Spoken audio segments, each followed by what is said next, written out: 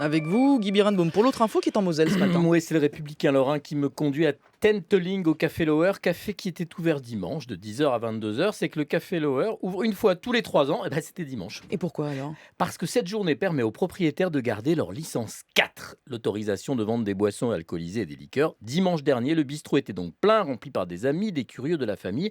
C'était le jour d'ouverture pour garder la licence de ce café où est née, où a travaillé, où vit toujours Agnès, 87 ans, la maman de la propriétaire. Ce troquet familial situé au rez-de-chaussée de leur grande maison a toujours été dans la famille depuis 1900. Et donc ce bistrot, c'est un lieu chargé de souvenirs et d'émotions. Alors comme je ne savais pas que pour conserver la licence 4, la réglementation obligeait à ouvrir les portes d'un bistrot au moins une fois tous les 3 ans, je suis allé vérifier dans mon code de la santé publique. J'ai toujours un code de la santé Bien publique sûr, comme tout le près de monde. mon lit.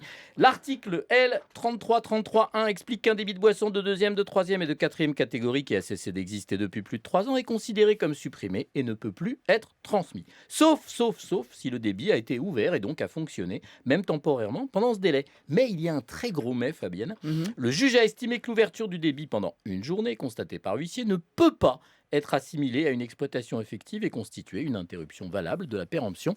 On parle alors d'une ouverture symbolique et fictive pour éviter la péremption. C'est écrit dans un arrêt de 1976, d'où il ressort que l'ouverture doit être supérieure à une journée et se traduire par l'entrée et la sortie de produits vendus à la clientèle et par la réalisation d'une vraie activité commerciale. Donc je dis attention aux propriétaires du Café Lower, il faut que vous ouvriez un peu plus qu'un jour tous les 3 ans pour ne pas avoir d'ennui. En plus, un bistrot, Fabienne, dans un village, surtout de 1000 habitants, c'est très utile. Mhm.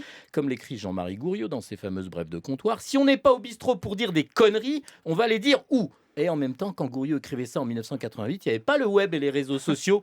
C'est dommage, parce que sur le web, il est malheureusement pas nécessaire de consommer pour en dire des conneries. Mais justement, les bars justement sont faits pour ceux qui ne se contentent pas de dire des conneries. Mais c'est quoi? C'est dans quel sens la phrase déjà? Je ne sais pas, Si, Fabienne. si, c'est celle de Marguerite Duras. Ah oui, c'est ceux pas- qui n'écrivent c'est pas, pas des voilà, ceux conneries, qui n'en mais qui écrivent en pas, mais font. qui en disent aussi. Qui en font. Pouf, pouf.